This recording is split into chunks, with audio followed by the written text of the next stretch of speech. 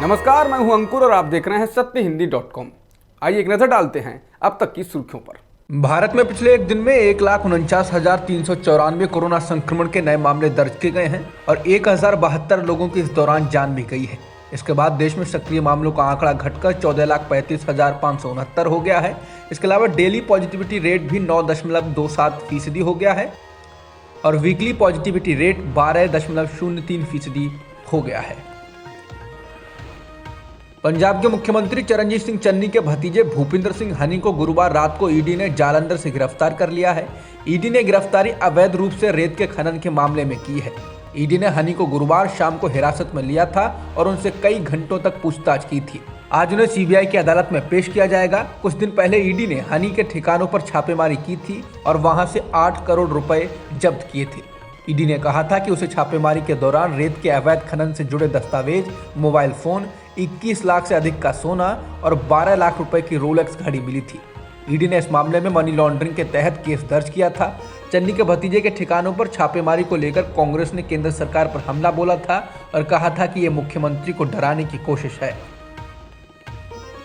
पंजाब कांग्रेस में सीएम चेहरे को लेकर घमासान शांत होने का नाम नहीं ले रहा है। प्रदेश कांग्रेस अध्यक्ष नवजोत सिंह सिद्धू ने अपने लोगों को संबोधित करते हुए एक बार फिर हाईकमान को निशाने पर लिया। इंडिया टुडे के मुताबिक सिद्धू ने कहा कि अगर नया पंजाब बनाना है तो ये मुख्यमंत्री के हाथ में है। आपको यानी मतदाताओं को इस बार सीएम चुनना होगा। जो लोग शीर्ष पर बैठे हैं वो कमजोर सीएम चाहते हैं जो उनकी धुन पर नाच सके, लेकिन क्या आप ऐसा सीएम चाहते हैं? उत्तर प्रदेश के मुख्यमंत्री योगी आदित्यनाथ शुक्रवार यानी आज गोरखपुर शहर सीट से नामांकन दाखिल करेंगे। इस मौके पर केंद्रीय गृह मंत्री अमित शाह, उत्तर प्रदेश के अध्यक्ष स्वतंत्र देव सिंह, उत्तर प्रदेश में बीजेपी के चुनाव प्रभारी और केंद्रीय मंत्री धर्मेंद्र प्रधान सहित तमाम बड़े नेता मौजूद रहेंगे। नामांकन के दौरान बड़ी संख्या में बीजेपी के कार्यकर्ता मौजूद रहेंगे और ये एक तरह से पार्टी का शक्ति प्रदर्शन भी होगा। गुरुवार को उत्तर प्रदेश के उप मुख्यमंत्री केशव प्रसाद मौर्य ने भी कौशाम्बी जिले की सिरातू सीट से नामांकन दाखिल किया था। एआईएमआईएम के अध्यक्ष असदुद्दीन ओवैसी की गाड़ी पर गोलियां चलाने के मामले में पुलिस ने 2 लोगों को गिरफ्तार किया है। गौतम बुद्ध नगर के बादलपुर के रहने वाले सचिन शर्मा को मौके से गिरफ्तार किया गया।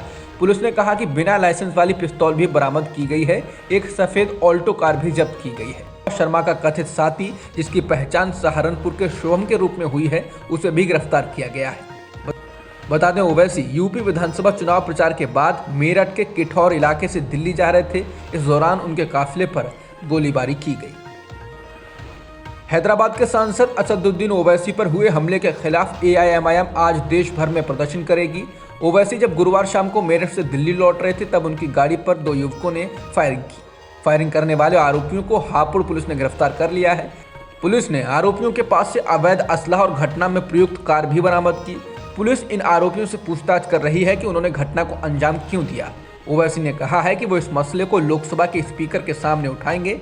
एआईएमआईएम के सांसद इम्तियाज जलील ने कहा कि पार्टी के कार्यकर्ता शांतिपूर्ण प्रदर्शन कर कमिश्नर कार्यालय में ज्ञापन सौंपेंगे और ओवैसी पर हुए हमले की जांच कराने की मांग करेंगे।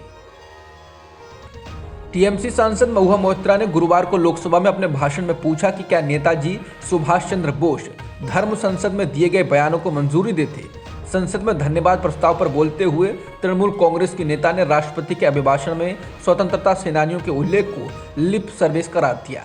बीजेपी इन दिनों बार बार नेताजी सुभाष चंद्र बोस का नाम ले रही है। सांसद ने कहा कि राष्ट्रपति के अभिभाषण में कई मौकों पर नेताजी को संदर्भित किया गया।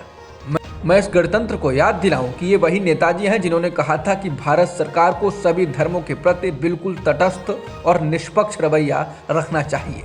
उन्होंने पूछा क्या नेताजी हरिद्वार धर्म संसद को मंजूरी देते जो मुस्लिम नरसंहार के लिए खून खराबा करने का आह्वान करती है। उन्होंने आगे कहा कि नेताजी की इंडियन नेशनल आर्मी यानी आईएनए का प्रतीक चिन्ह टीपू सुल्तान का एक शेर था, वही टीपू सुल्तान जिसे सरकार ने पाठ्य पुस्तकों से मिटा दिया है।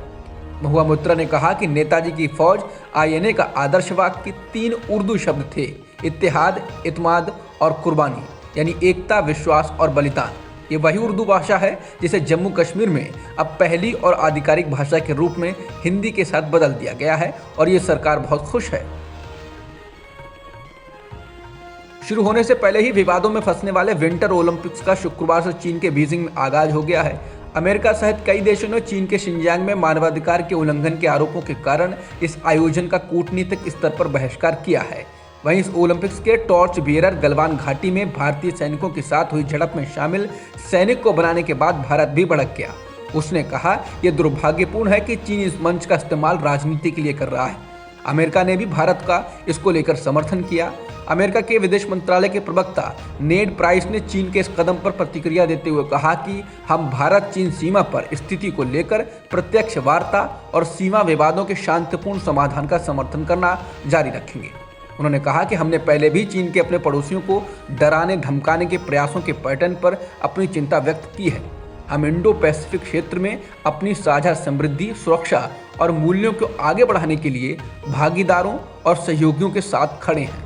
बता दें, गलवान के सैनिक को मशाल पकड़ाने के मामले के बाद भारत ने ऐलान किया था कि भारतीय डिप्लोमेट बीजिंग विंटर ओलंपिक के उद्घाटन या समापन समारोह में हिस्सा नहीं लेंगे। अमेरिकी राष्ट्रपति जो बाइडेन ने कहा है कि सीरिया में गुरुवार को अमेरिकी छापेमारी में आईसिस का शीर्ष नेता मारा गया। अमेरिकी विशेष बलों के आतंकवाद विरोधी दल ने यह कार्रवाई की।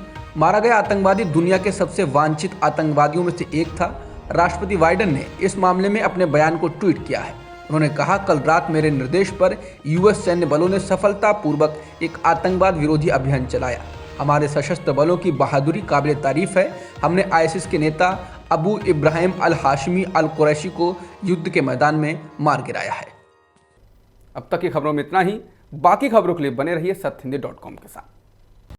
सत्य हिंदी का ऐप डाउनलोड करें गूगल प्ले स्टोर पर।